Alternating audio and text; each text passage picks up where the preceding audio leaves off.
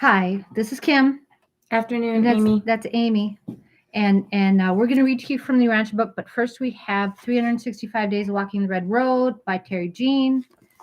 And today's Native American quote is from Mourning Dove, also known as Christine Quintasket. She was a Salish woman, author, person. She lived from 1888 to 1936. So today we are honoring Mourning Dove of the Salish people who live in northwestern, the Puget Sound area, and all the way into Idaho and Montana and British Columbia up there. Okay? All right, go ahead. Children were encouraged to develop strict discipline and a high regard for sharing. When a girl picked her first berries and dug her first roots, they were given away to an elder so she would share her future success. That's awesome. When a child carried water for the home, an elder would give compliments, pretending to taste meat in water carried by a boy or berries in that of a girl. The child was encouraged not to be lazy and to grow straight like a sapling. So they cultivated self-discipline, which is so neglected, I think, in our today. Yeah, yeah. I think that's And I like the elders because a lot of youth for today don't have respect for our elders I know. at all. Well, or the people my age. Yeah. Yeah. My parents, I'm sorry to say, did not have a lot of regard for their own parents when they were aging, and the whole thing put them away somewhere. Yeah, see, that's our culture. Yeah, I don't like that. And that's We're the only culture that does that. Every other culture, you have extended, blended. We have to care for the elders, and you keep them in your home. You don't ship them off somewhere. Right. Yeah. Okay. Well, thank you, Christine Mourning Dove. Thank you for your words today. Okay, we're going to read from the Urantia book here. We're started on paper 35. The first section is about Father Melchizedek. Okay, so we're talking about the local universe sons of God, and we talk about the Melchizedek sons. They are sons of Michael, Christ Michael, aka Jesus Christ, right? And the universe mother spirit. So we're talking about Father Melchizedek. Okay. Melchizedek or Melchizedek? I think the general pronunciation is Melchizedek. Okay. I apologize. Kids are out of school today. So we have a full house of teens and little ones. The Father Melchizedek. Andy says Melchizedek, but I don't like. To me, that sounds like cheese. Too cheesy. Melchizedek. See, and I was taught Melchizedek. Everybody to each their own.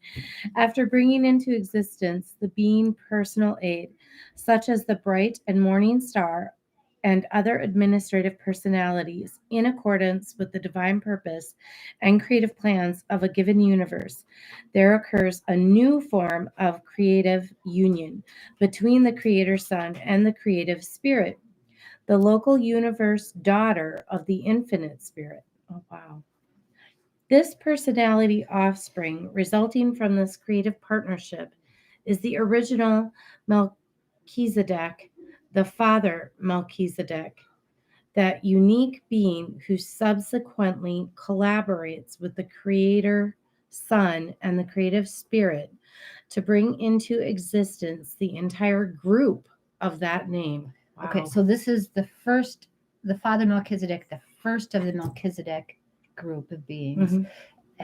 And if you recall, your Bible, there's a brief appearance of the Melchizedek in the book about Abraham, right? So he goes to Abraham, and Abraham treats the Melchizedek with reverence, and so there's chapters in the third part of the book how they have he the Melchizedeks are important teachers, and they were teachers of Abraham. So I think that's interesting.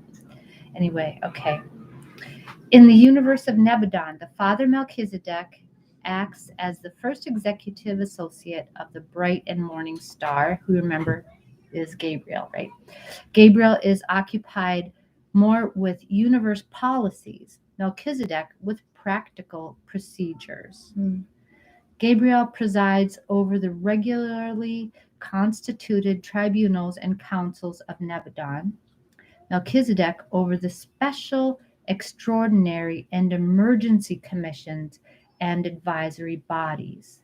Gabriel and the Father Melchizedek are never away from Salvington at the same time, for in Gabriel's absence, the Father Melchizedek functions as the chief executive of Nebadon.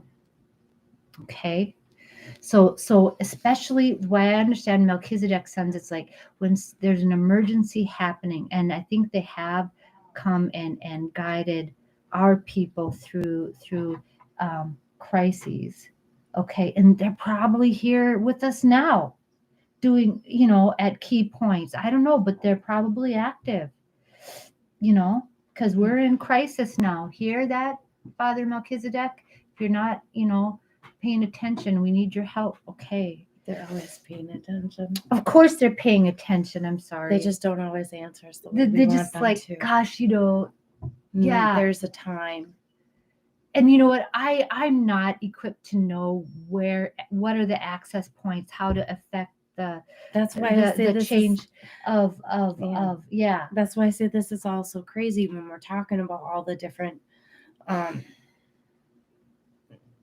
mother the mother I call Gaia. Yeah. And how they all have their own intricacies of what they do, and how there's such a pattern, but it's overwhelming for us to imagine. So our feeble little minds can't picture that there is structure and that there is stuff going on. Yeah. But we all have free will. Yeah, at the same time. And I would just suggest, when you say Gaia, okay, that's Mother great. Earth. Mother Earth. But remember, universe, yep. Mother Spirit is throughout the whole universe. Oh, okay. Okay, so just expand that. Bigger. Yeah. Okay. Right. And Jesus, in collaboration with her, made not just this one little planet, but the whole universe and universes. No, not universes. No. Oh, that was the Father. That was the in paradise, right? Remember? Yeah. Okay, so he's in charge of our little universe of Nebadon. Okay. Right? It's not little, but I mean it's a universe, for heaven's sake. But there's lots and lots of universes. That's when you did the whole drawing. The master universe and all that. It's a lot. I know. Goodness sakes. Yeah. Okay, you go. Right. You go there. Okay. You go. The Melchizedeks of our universe were all created within one millennial period of standard time by the Creator Son and the Creative Spirit in liaison with the Father Melchizedek, being an order of sonship wherein one of their own number function as coordinate creator. Melchizedeks are in constitution partly of self-origin, okay, right, and therefore candidates for the realization of a supernal type of self-government. Okay, I was there and then lost me. Okay, well, because when it goes to this self-government, so then they're kind of in charge of how they they have to keep their own selves accountable for what their actions, right? Does that? Yeah, that's self-government. Okay, yeah. Well, and it's because they're special in that. Okay, so first Jesus and the universe Mother Spirit, right, created the first Melchizedek. Now, because they want to create more Melchizedek, so then in partnership with the first Melchizedek, they created the other Melchizedeks. Yeah. Okay. Yeah. That right. Yeah. Because so they didn't all come at once. But the self-government part is what. Because so it's like, because it says because they're self-origin. Constitution of originally self-origin, therefore candidates of the realization of a supernal type of self-government. So they're kind of in charge of their own selves and their own actions, and they're holding themselves accountable by themselves through that Father Melchizedek. Okay. So they have their own, but he's like them. He's their own, right? Because Jesus and Creator Mother Spirit are different than the Melchizedeks, right? They made the first Melchizedek, but since the first Melchizedek participated in the creation of the rest of the Melchizedeks, they're all kind of alike here. So the Father Melchizedek is accountable to the Creator, Son, and Mother Spirit, right? Okay, and then the rest of the Melchizedeks are kind of accountable to the Father Melchizedek. Okay, yeah. Okay, you keep going there. Because how they worded it, just my brain is seeing it differently. They periodically elect their own administrative chief for a term of 7 years of standard time. That would be our time, right? It goes into that in another place here. Okay. It's all if I want to take time to count, because I think that's like Nebuchadnezzar time. Okay. I think we're talking about Nebuchadnezzar time is different than the system time and the constellation time, and there's time, different times, but because it's different. Yeah. But because it's space and time. But it talked about that, how much 7 is equivalent to. It's kind of like having a cat that has 9 lives, and there's 7 when they're 1. Got it. Okay, yeah. Like that. Okay. Yeah. And otherwise function as a self-regulating order. Though the original Melchizedek does exercise certain inherent co-parental prerogatives.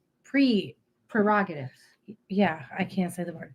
Yeah, no, that's a ridiculous word to say. And anytime you got that RER going on, it's really right. Prerogatives. But it's not it's prerogatives. So, prerogatives. Wow. Okay. Just say tongue twister.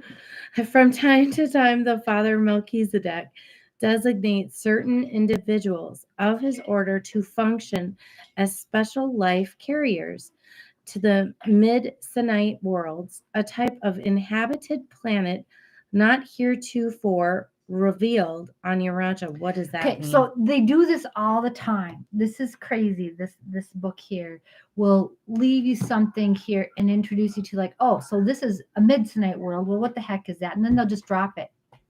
Like, they introduce you to some here kind of thing, and then it's like, okay, we're going to move on from that. It's not important right now. See, that's how I know that this wasn't written by people, because people don't do that. You know what I mean? If I'm going to bring a whole new concept to you, I need to explain it now. I'm not going to tell you, like, oh yeah, that's how they're so far above you. They're going to say, well, they do this, but we don't need to talk about that now. This is like, what I mean? They're way above us. You know what I mean? Yeah, kind of like a Harvard or Yale professor that trying to like talk that. to a middle schooler or something. Okay. Yeah. Anyway, okay, I'll read the last part. The Melchizedeks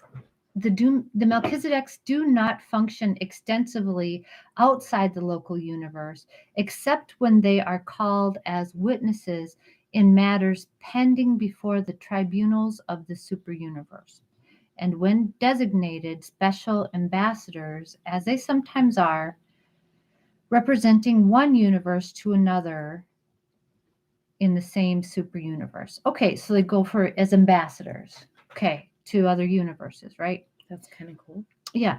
The original or firstborn Melchizedek of each universe is always at liberty to journey to the neighboring universes or to paradise on missions having to do with the interests and duties of his order. That's kind of cool.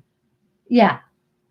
So there's so many. He starts to introduce you to so many different kinds of varieties of beings that have all these diverse origins, and they all work together to create this unlike humans. This yeah.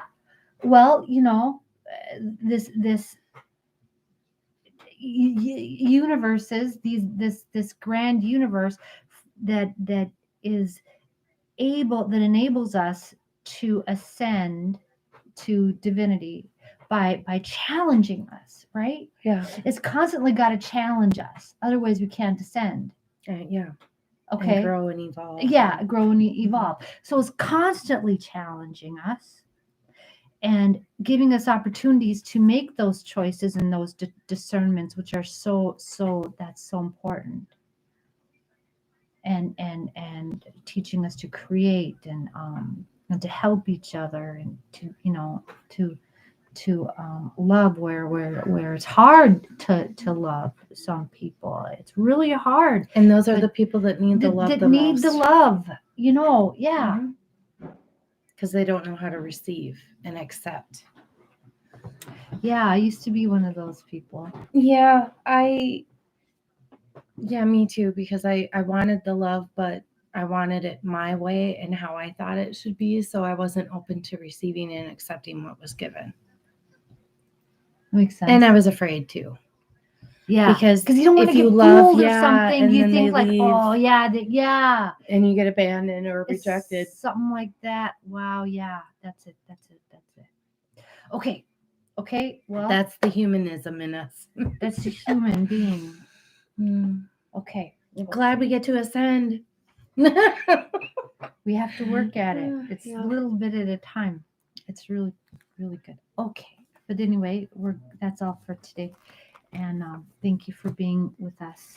And have a really good day. Bye. Okay. Bye.